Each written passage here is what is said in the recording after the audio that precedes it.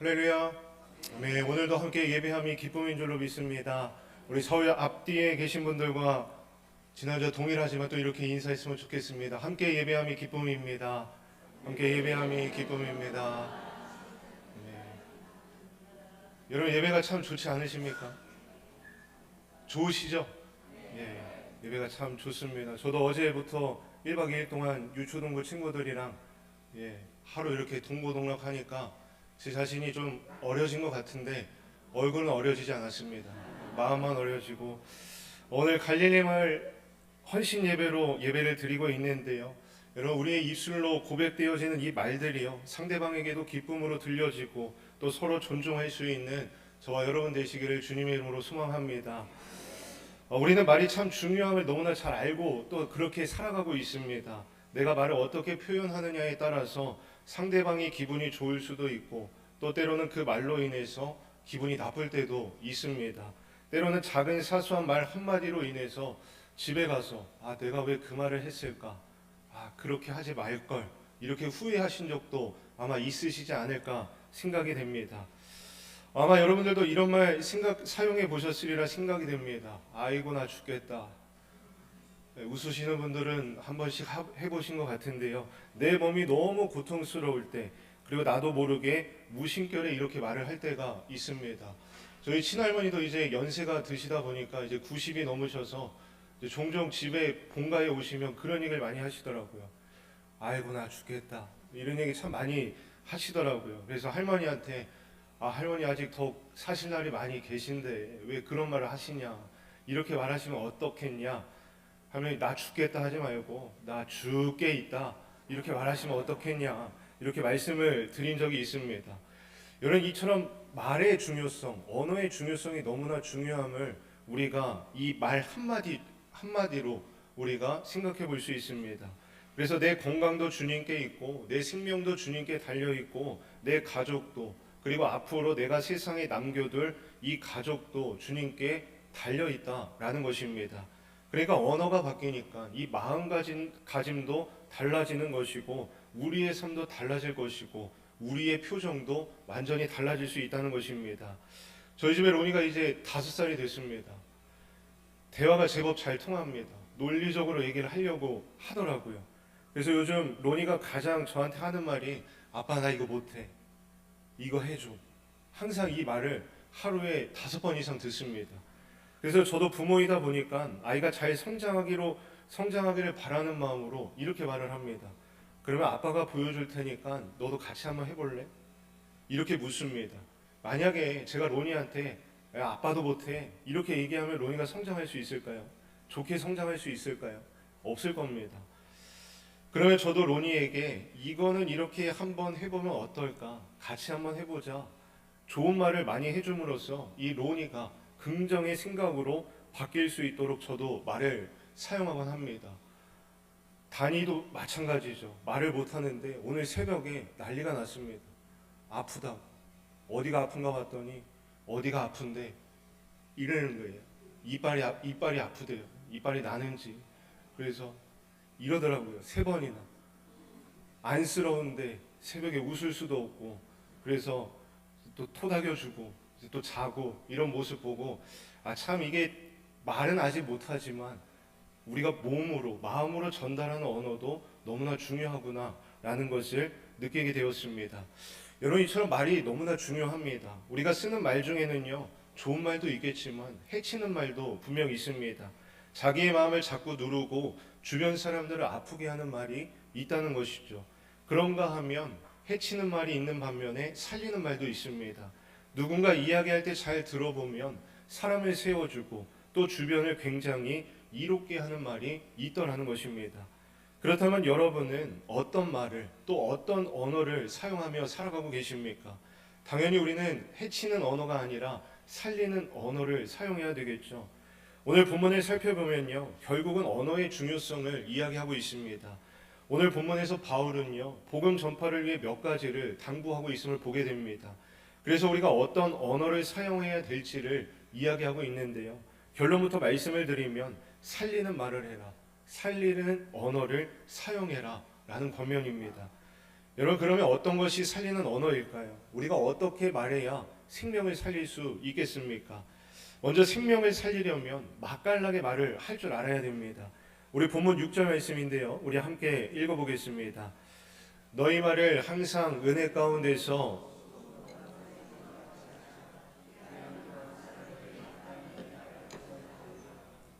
아멘.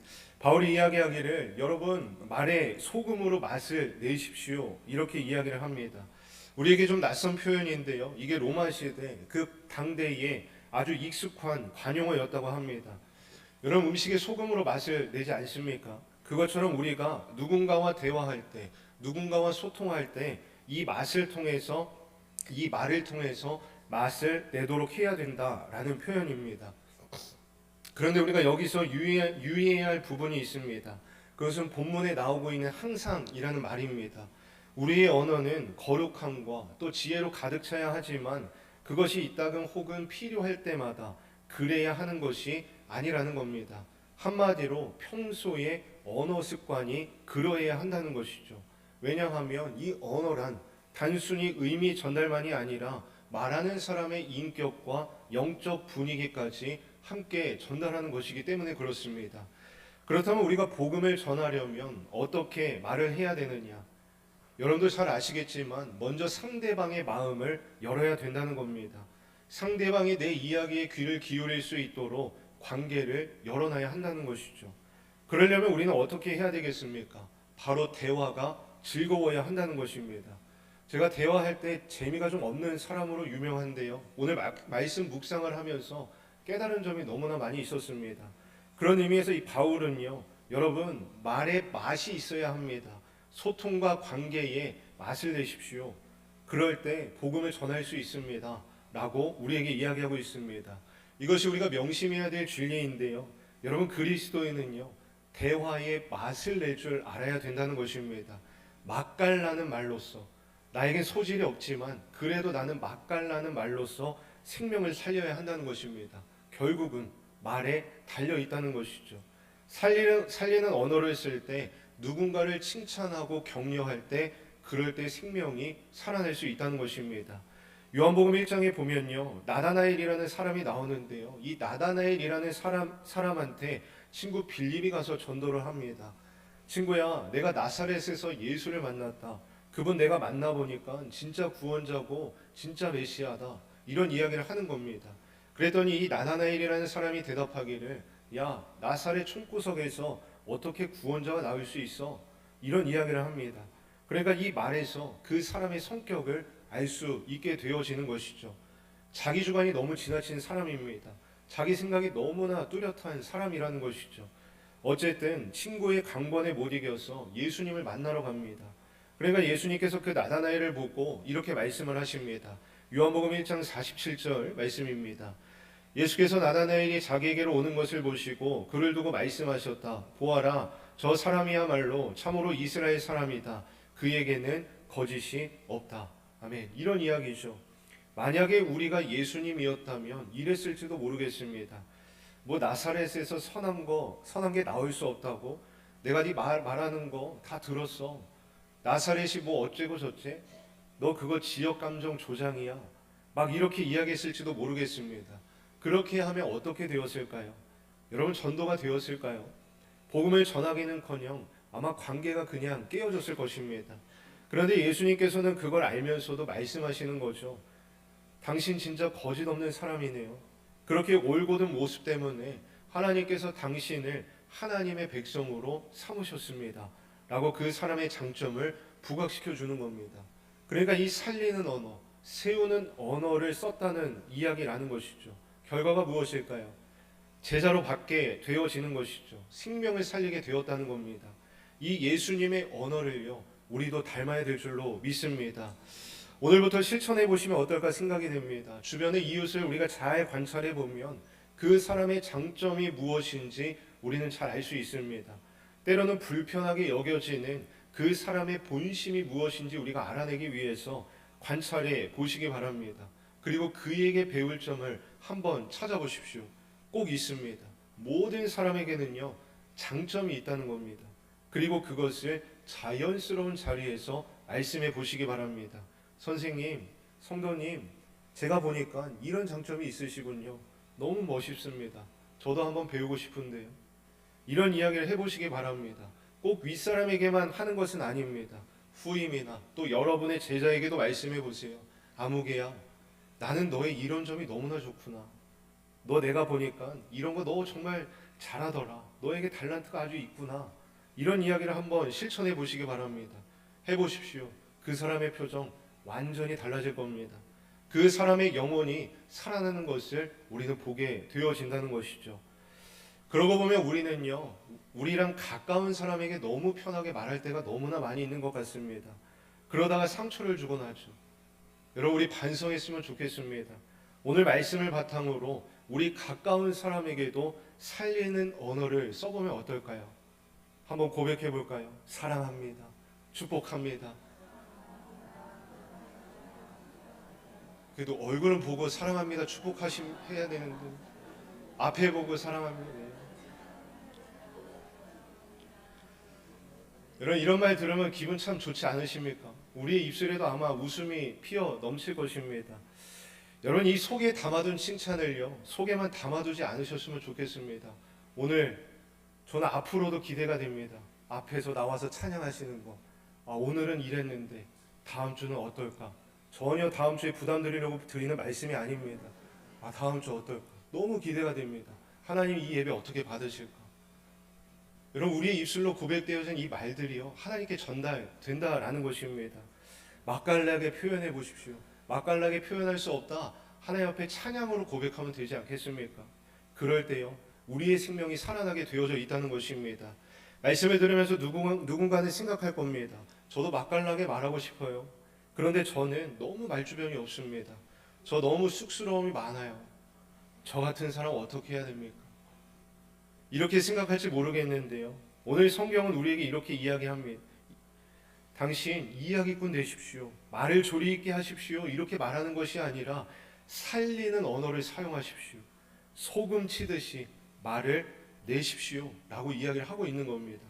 생각해 보세요. 여러분, 요리를 하고 있는데 소금이 과하게 들어가면 어떨까요? 짜겠죠. 저희 로니가 집에서 계란 후라이 하다가 소금을 뿌렸습니다. 때마침 제가 한 젓갈 먹었는데 왕창 소금이 돼 있는 곳 제가 먹었던 적이 있습니다. 그만큼 짜다는 거겠죠. 많이 들어가면.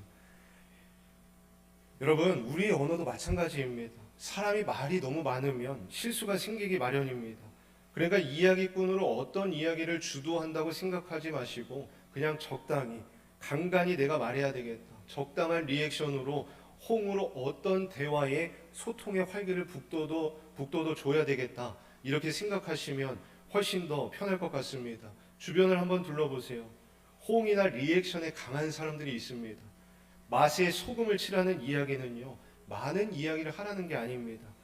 호응과 공감만으로도 충분합니다. 그걸 가지고 생명을 살릴 수 있다는 것이죠. 그러니까 여러분, 리액션이 전혀 어렵지 않습니다. 누가 이야기하면 정말 그래요? 그렇군요. 여러분, 이렇게 하면요, 친구가 될 수 있다는 것입니다. 그걸 적용할 수 있는 것이 너무나 가까이 있죠. 목장 모임, 성교의 모임에 있습니다. 한번 실천해 보시기 바랍니다. 그것으로 여러분들의 관계의 깊이를 더해 가시라는 겁니다. 그럴 때 우리가 복음을 전할 수 있다는 것입니다. 오늘 말씀을 기억하시기 바랍니다. 우리는 말의 소금으로 맛을 낼 수 있어야 합니다. 그래야 마음이 열리고 그 열린 마음에 복음을 전할 수 있기 때문에 그렇습니다. 바라기는 맛깔나는 언어로서 생명을 살리시는 인생 되시기를 주님의 이름으로 간절히 축복합니다. 무엇이 살리는 언어인가? 먼저는 맛깔나는 언어로 생명을 살려야 된다라고 말씀을 드렸습니다. 다음은요, 하나님께 드리는 언어입니다. 첫 번째가 사랑과의 대화에서 우리가 찾았다면 오늘 본문에서 찾을 수 있는 두 번째 살리는 언어의 중요성이 무엇이냐? 바로 기도입니다. 우리 본문 2절 말씀인데요, 함께 읽어보겠습니다. 기도를 계속하고 기도에 감사함으로 깨어 있으라. 아멘. 우리가 주님께 드리는 기도는요, 우리에게 유익이 되었으면 되었지 무익한 경우는 하나도 없다는 겁니다. 우리는 기도를 계속하라는 이 말씀이요, 부담이나 짐이 아니라 오히려 축복으로 가는 최상의 길임을 우리는 깨달아야 합니다. 이걸 더 확장해서 우리가 생각해 보면 중보 기도가 생명을 살린다는 겁니다. 여러분, 이 성경을 보면요, 사도 바울이 누군가에게 신세 지는 것을 굉장히 싫어한다는 것을 알 수 있습니다.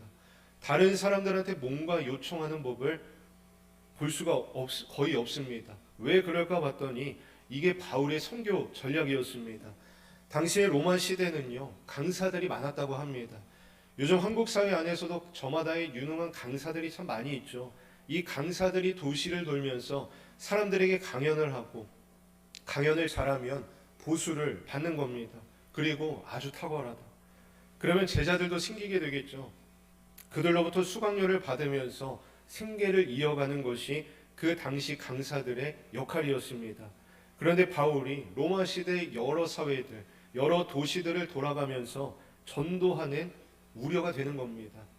내가 이렇게 돌아다니면서 복음을 전하고 있는데 그 지역의 사람들이 이 복음을 또 하나의 강연으로 생각할까 봐. 아, 저 사람 강연 참 잘한다. 아, 저 사람 어디서 예수님 이야기 잘한다. 내가 박수 쳐줄게. 이렇게 하면서 돈 주고 후원하고 그 정도 차원에서 끝날까 봐 바울이 염려가 되었습니다. 그래서 바울이 어떻게 했느냐? 자비랑 선교를 한 겁니다.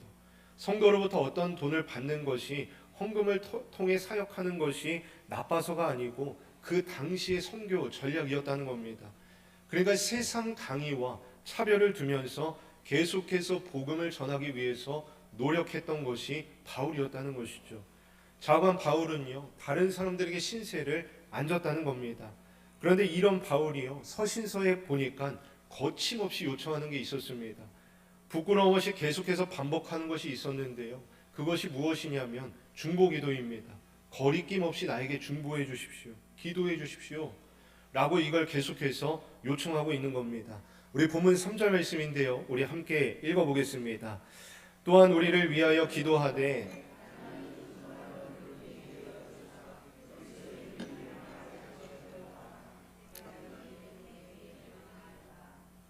아멘. 자, 바울이 부탁하고 있죠. 여러분, 우리 선교팀을 위해서 기도해 주십시오. 물질을 보내는 것, 또 사람을 붙이는 것도 중요하지만 제일 중요한 것은 기도입니다. 기도를 통해서 이 전도의 문이 열릴 수 있도록, 그래서 제가 복음을 전할 수 있도록 입술을 열어 중보기도해 주십시오 라고 오늘 본문을 통해서 바울은 이야기하고 있습니다. 이처럼 우리도요, 서로를 향해 마음을 열며 기도를 부탁하고 기도해 줄 수 있어야 한다라는 것이죠. 그런데 가정을 보거나 교회를 보면 점차 이런 모습이 사라지고 있는 것 같아서 안타까울 때가 있습니다. 예컨대 우리의 가정을 보아도 점점 대화가 단절되어 가는 모습을 볼 때가 있습니다.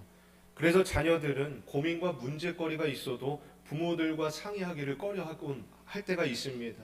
그리고 스스로 해결하려다가 더 큰 문제에 빠져들곤 한다는 것이죠. 심지어 부부 사이에서조차도 진솔한 대화를 나누며 짐을 나눠지는 일이 적어짐에 따라 대화의 골은 깊어지고 가정이 흔들리는 모습을 볼 때도 때론 있다는 겁니다. 그런데 여러분, 이 바울이 말하고 있는 것처럼 중보 기도를 통하여 서로의 짐을 나누어지는 것으로 하나님께서 기쁘게 보시는 아름다운 모습을 우리는 발견할 필요가 있다는 것입니다. 또한 이러한 기도를 통해서 하나님께서는 서로를 도울 수 있는 힘과 도울 수 있는 지혜를 주신다는 것이죠.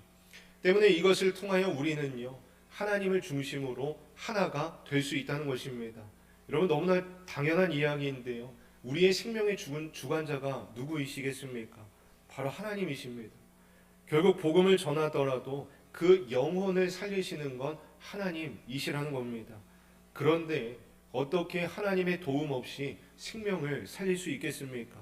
그러니까 바울이 계속 이야기하기를 그 하나님께서 강하게 역사하셔서 복음의 문이 열릴 수 있도록 도와달라고, 생명이 살아날 수 있도록 도와달라고 나를 위해서 좀 기도해 주십시오 라고 계속해서 요청하고 있다는 겁니다.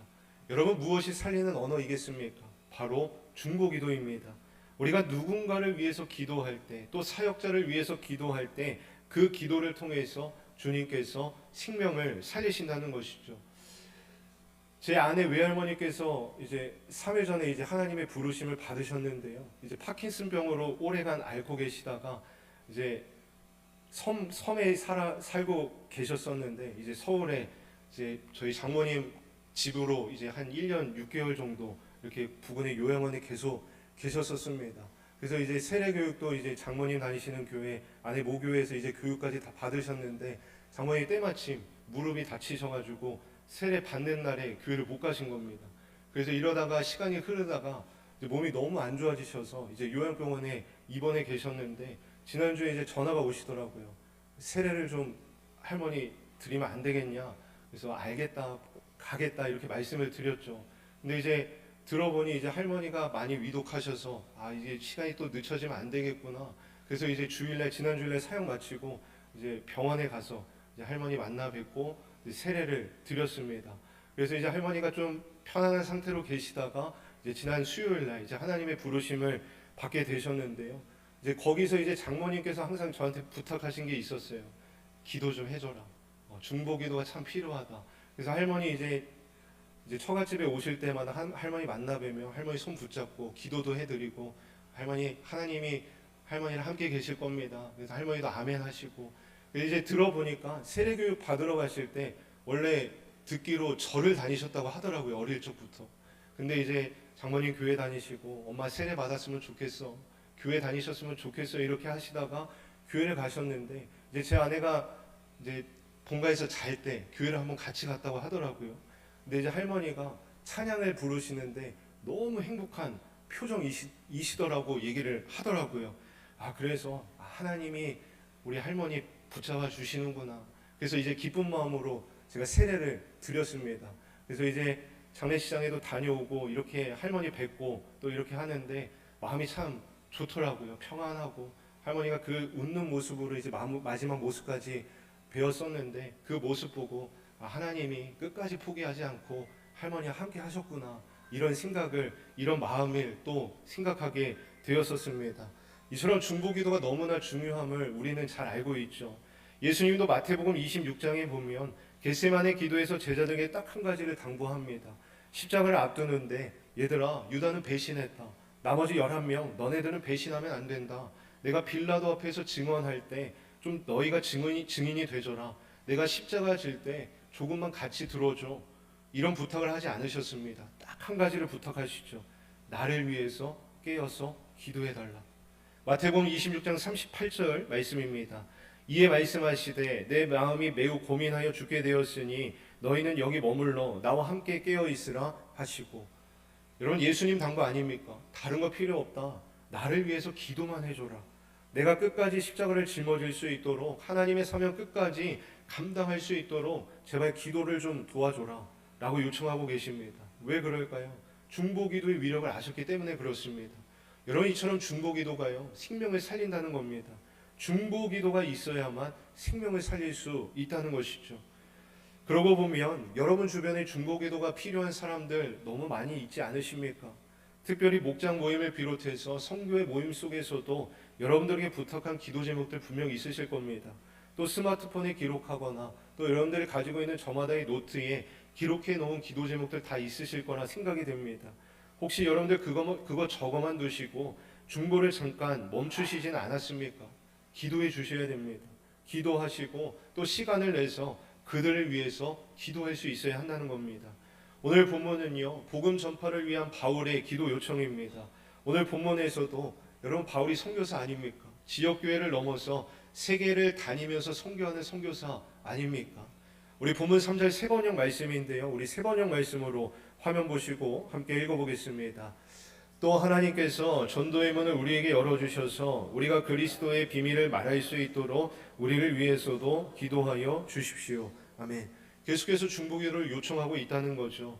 여러분 요지는 분명합니다. 중보기도가 생명을 살린다는 겁니다.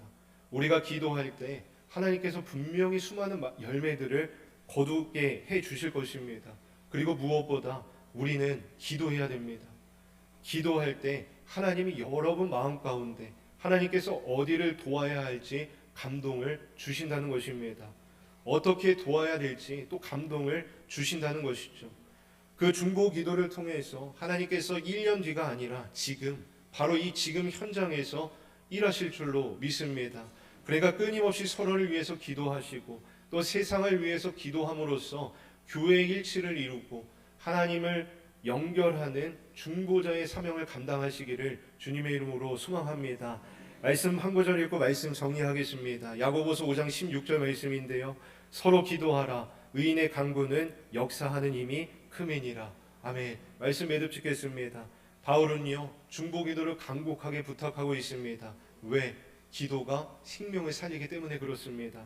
바라기는 중보 기도로서 우리의 인생 가운데 생명의 소리가 가득 넘쳐나시는 저와 오늘 온마을 축제로 예배드리시는 갈릴리 마을 한 분 한 분의 식구들과 또 우리 모든 성도님들 되시기를 주님의 이름으로 간절히 축복합니다. 우리 주신 말씀 기억하고 찬양하고 우리 기도하겠습니다. 나의 기도하는 것보다 우리 함께 찬양하고 기도하겠습니다.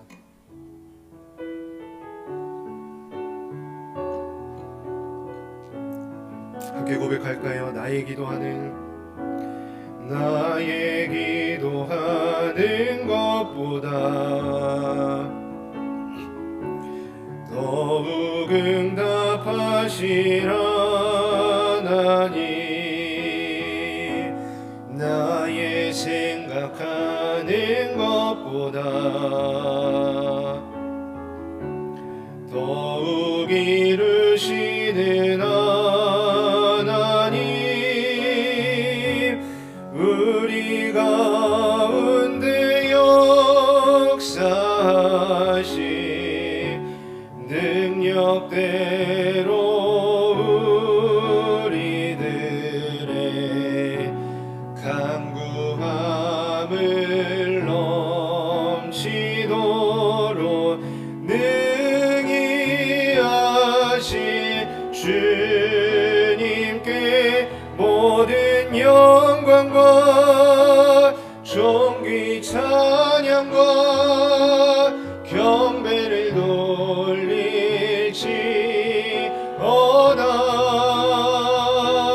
모든 영광과 존귀 찬양과 경배를 돌릴지어다.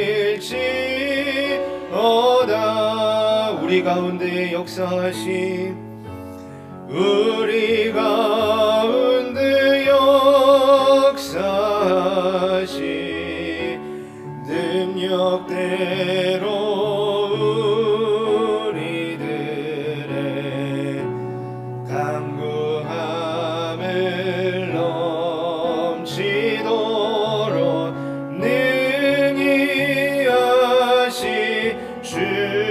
주님께 모든 영광과 존귀 찬양과 경배를 돌릴지어다.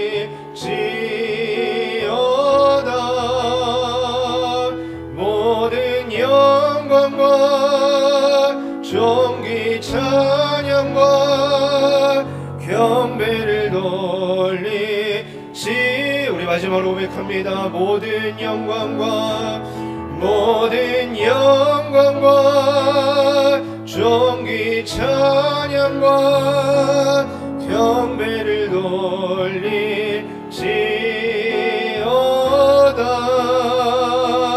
모든 영광과 존귀 찬양과 경배를 돌릴지어다.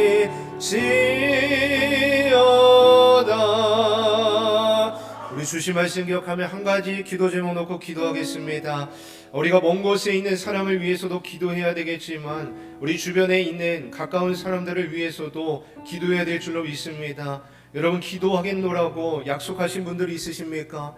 그 사람들의 얼굴을 떠올리시고 또 기도 제목을 떠올려 기도하시기 바랍니다. 또 우리 서로를 위해서, 또 우리 두드림 교회를 위해서 우리 주신 말씀 기억하시며 우리 주여 한번 부르짖고 함께 통성으로 기도하겠습니다. 주여,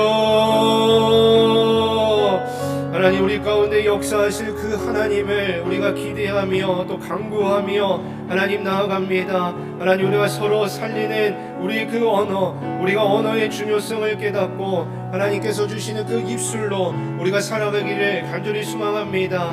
우리의 고백되어지는 입술을 통하여서 하나님 서로를 살릴 수 있는 우리의 그 기도, 중보기도를 통하여 생명을 살리는 우리 모두의 인생 될 수 있도록 하나님이여 인도하여 주시옵소서. 하나님 내가 기도하겠노라고 약속한 사람들이 있습니다.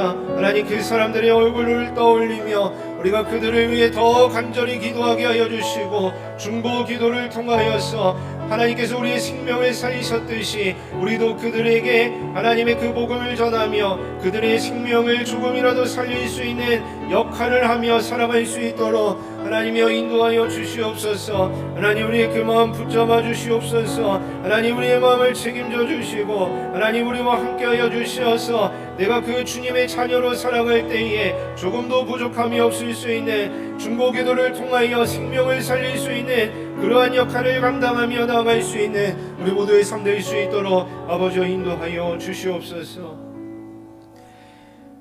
하나님 말씀을 통하여 우리의 입술이 생명을 살리는 입술이 되어야 함을 깨닫게 하시니 감사를 드립니다. 좋은 것을 말할 수 있는 입술이 될 수 있도록 인도하여 주시고 칭찬하고 격려하는 가운데 생명을 살릴 수 있도록 주님 인도하여 주시옵소서. 무엇보다 기도하는 입술 되게 하여 주시고 그 믿음 가지고 계속해서 기도하는 우리 두드림 공동체 될 수 있도록 인도하여 주시옵소서. 감사드리며 예수님의 이름으로 간절히 기도드립니다. 아멘.